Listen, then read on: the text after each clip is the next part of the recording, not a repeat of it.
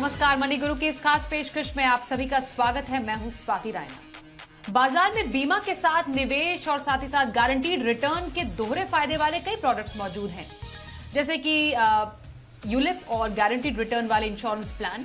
ये तमाम आप देखते होंगे जरूर। ऐसे में आपके लिए कौन सा प्लान ज्यादा फायदेमंद है, आज मनी गुरु में हम करेंगे इसी पर चर्चा।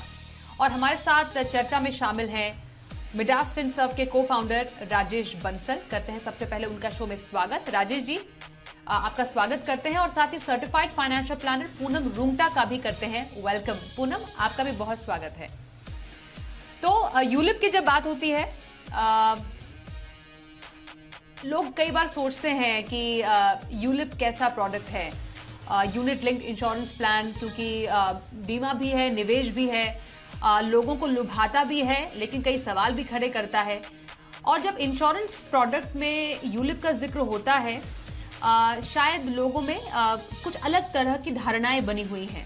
पहले मैं उस पर एक चाहती हूं क्लैरिटी दें आप राजेश जी कि यूलिप वाकई पॉपुलर है क्या लोग यूलिप को अपने पोर्टफोलियो में शामिल करने से पहले कई बार सोचते हैं, या उनको लगता है कि यूलिप वाकई एक बेहतरीन प्रोडक्ट है निवेश और बीमा के दोहरे फायदे वाला? साथी जी, पहले तो बहुत बहुत धन्यवाद करता हूं आपका कि आप इस चैनल पे आपने एक मेरे को अपना विचार व्यक्त करने के लिए मौका दिया। और जैसे आपने कहा कि इन्वेस्टर की अलग अलग धारणा है, पिछले डिकेड में लोगों के यूलिप के बारे में एक्सपीरियंस बड़े खराब हुए। लोगों को उतनी रिटर्न्स नहीं मिली, क्योंकि पहले जो यूलिप प्लान्स आते थे उनमें नॉर्मली 3-4 तरह के चार्जेस लगते थे। मोर्टेलिटी और फंड मैनेजमेंट चार्जेस के अलावा एक प्रीमियम अलोकेशन चार्ज और एक पॉलिसी एडमिशन चार्ज, एक ऐसा चार्जेस थे जो पेनफुल थे और जो इन्वेस्टर की रिटर्न को कम कर देते थे। इस वजह से लोगों को यूलिप के बारे में कई बार सोचना पड़ता था।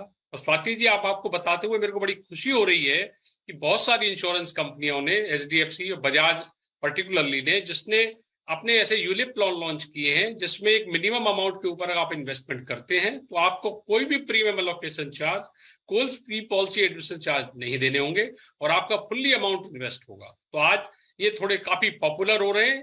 इस लास्ट के पिछले 5-6 सालों में मैं देख रहा हूं लोगों का रुझान इन प्रोडक्ट के लिए काफी बढ़ रहा है। और बजट 2021 के बाद से गवर्नमेंट ने परमिट किया है कि 2.5 लाख रुपए तक अगर आप इन्वेस्ट करते हैं यूलिप के अंदर, तो जो भी उसमें मेच्योरिटी पे अमाउंट आपको मिलेगी वो सारी टैक्स फ्री होगी। स्वाति जी, इंडिया में अब सिर्फ 2 ही इनकम टैक्स फ्री रह गई हैं, एक एग्रीकल्चरल इनकम और एक इंश्योरेंस इनकम। तो इंश्योरेंस से मिलने वाली मेच्योरिटी जो यूलिप से मेच्योरिटी मिलेगी, अगर आप 2.5 लाख रुपए तक लगाते हैं और आपका समय शॉर्ट 25 लाख रुपए तक है तो पूरा टैक्स फ्री है। तो अब ट्रेंड बहुत चेंज हो रहा है और जो न्यू एज यूलिप के बाद लोगों का इस यूलिप को लेने का रुझान बढ़ रहा है, क्योंकि इसमें कोई किसी तरह के चार्जेस नहीं है, आपका फुल्ली अमाउंट इन्वेस्ट होता है और सारा टैक्स फ्री रिटर्न मिलता है। अगर आप 2.5 लाख रुपए तक एक साल में लगाते हैं तो इसमें आपको 2 दोहरे फायदे मिल रहे हैं। जैसे आपने कहा, आपको investment, market link, wealth creation का भी पूरा अपॉर्चुनिटी मिल रहा है और साथ में इंश्योरेंस भी मिल रहा है। गॉड फॉरवर्ड, भगवान ना करे, अगर कुछ हो जाता है तो आपको नॉमिनी को 10 times of the annual premium एक रिस्क कवर तुरंत मिल जाएगा, वो भी टैक्स फ्री होगा। ओके, तो यूलिप की पॉपुलैरिटी काफी ज्यादा बढ़ी है, न्यू एज यूलिप प्लान्स आए हैं।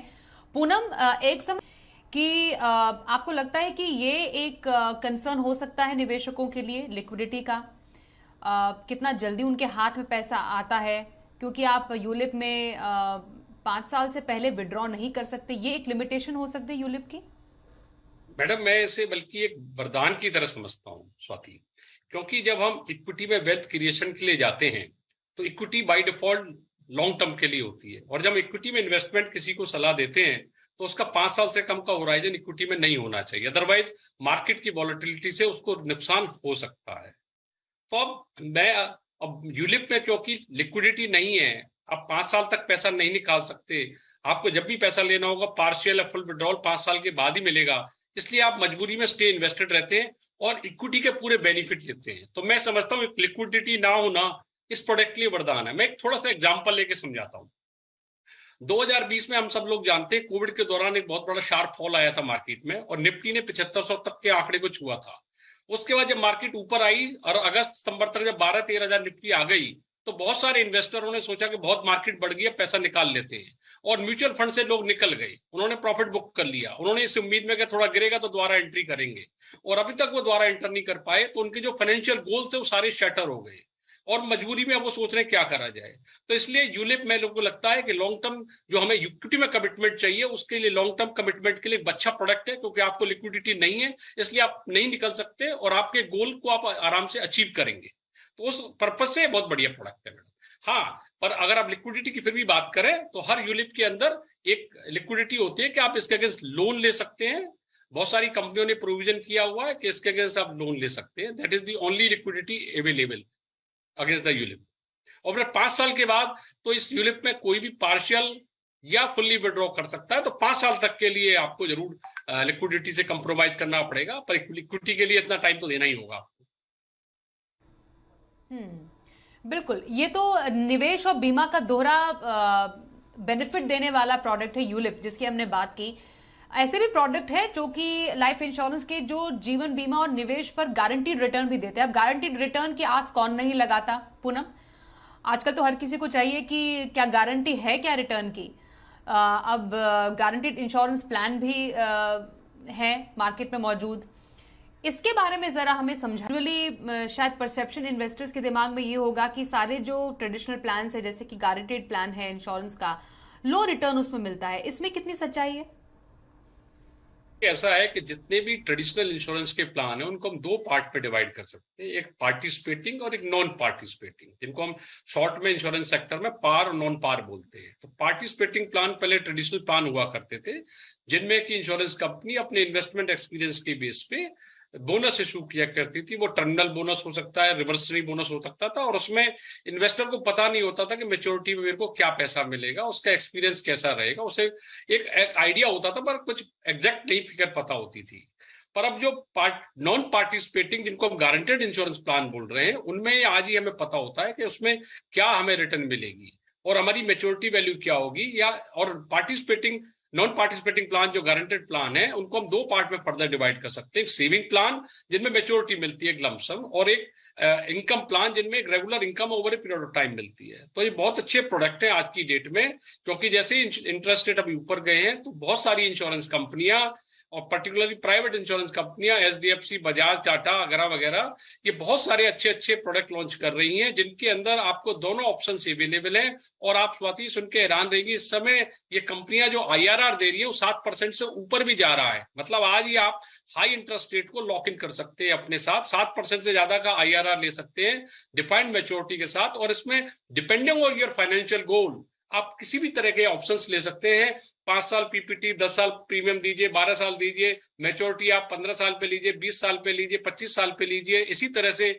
इनकम प्लान के अंदर भी आपकी वेरियस प्रीमियम पेइंग टर्म से अवेलेबल है, 5, 10, 12, 15, और जो इनकम है उसे आप रेगुलर पीरियड 25-30 साल तक ले सकते हैं। तो इसमें आज की डेट में, जैसे पूनम जी ने कहा कि आप अपने फाइनेंशियल गोल के साथ अगर लिंक करके देखते हैं तो आपके गोल पूरे तरह मैच्योर हो जाते हैं। और एक डेट का बहुत बढ़िया अल्टरनेटिव है इस समय, हाई यील्ड, जो कि 7% से ज्यादा सीएजीआर रिटर्न टैक्स फ्री, क्योंकि इंश्योरेंस के प्रोडक्ट है तो अंडर सेक्शन 1020 टैक्स फ्री है, तो सारी रिटर्न मैच्योरिटी टैक्स फ्री, और इंश्योरेंस भी साथ मिल रहा है। गॉड फॉरबिड, भगवान ना करे कुछ आपको हो जाता है तो आपके गोल डिस्टर्ब नहीं होंगे, क्योंकि वो 10 टाइम्स प्लस जो इंश्योरेंस कवर है, सम एश्योर्ड जो इंश्योरेंस कंपनी इसमें एश्योर कर रही है, वो आपके फैमिली को जरूर मिलेगा। तो आपकी इसमें डबल सिक्योरिटी है, क्योंकि अगर कुछ हो भी जाता है तो इंश्योरेंस कवर भी है जो आपकी सेफ्टी को देगा, और साथ में डेट के बढ़िया अल्टरनेटिव है जो एश्योर्ड रिटर्न आपको दे रहा है। तो आप बिना बॉदर किए अपने प्लान कर सकते हैं। बिल्कुल, जब भी यूलिप का जिक्र होता है म्यूचुअल फंड की भी जरूर बात होती है इसमें, कि दोनों एक दूसरे से अलग कैसे है। वैसे एक तो इंश्योरेंस कम इन्वेस्टमेंट प्रोडक्ट है और एक प्योरली इन्वेस्टमेंट प्रोडक्ट है, वो भी पूरी तरह मार्केट लिंक्ड। फिर भी अगर हम कुछ बेसिक डिफरेंसेस के बारे में इनकी जाने तो वो क्या है? स्वाति, अगर हम म्यूचुअल फंड के अंदर भी कंपैरिजन के लिए अगर ईएलएसएस स्कीम ले लें तो प्रॉपर एक कंपैरिजन हो सकता है, क्योंकि दोनों ही टैक्स बेनिफिट प्रोवाइड करेंगे। ईएलएसएस में भी आपको 1.5 लाख रुपए तक टैक्स बेनिफिट मिलता है, और जो एटीसी के लिए अलाउड है, और म्यूचुअल और यूलिप के अंदर भी आपको एटीसी का बेनिफिट 1.5 लाख रुपए तक जो अलाउड है वो दोनों मिलते हैं। तो दोनों उस एंगल से दोनों इक्वल है, एक सेम पिच पे हैं। इसके अलावा अगर हम बात करेंगे तो जो ईएलएसएस के अंदर आपको जो गेन होता है, कैपिटल गेन होता है, वो टैक्सेबल होता है 1 लाख से अगर ज्यादा है, और 1 साल के बाद तो आप कभी रुकेंगे, क्योंकि 3 साल का लॉक इन होता है ईएलएसएस में, और यूलिप के अंदर 5 साल का लॉक इन होता है।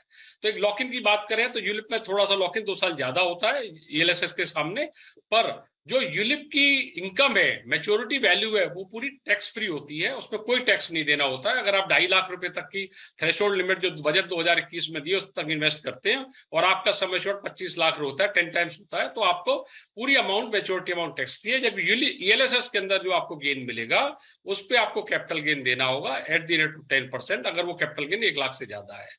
तीसरा जो सबसे अच्छा बेनिफिट यूलिप में आप देख सकते हैं वो है कि आप यूलिप के अंदर स्विचेज अलाउड होते हैं। आपके पास 6 से 8, कहीं कहीं 15 फंड तक दिए जाते हैं, जिसमें 5-6 इक्विटी के होते हैं, 2-3 डेट के होते हैं। तो आप अगर मार्केट की वॉलेटिलिटी के हिसाब से अगर असेस कर सकें तो आप अपनी एसेट एलोकेशन को वेरी कर सकते हैं। जैसे जैसे मार्केट चेंज होती है वैसे वैसे एसेट एलोकेशन को वेरी कर सकते हैं इक्विटी और डेट में। और कई सारी इंश्योरेंस कंपनियां जैसे बजाज यूलिप में अनलिमिटेड स्विच अलाउड है, आप कितने भी स्विच कर सकते हैं पूरे साल में, और सेम डे के एनडीबी पे वो स्विच हो जाते हैं।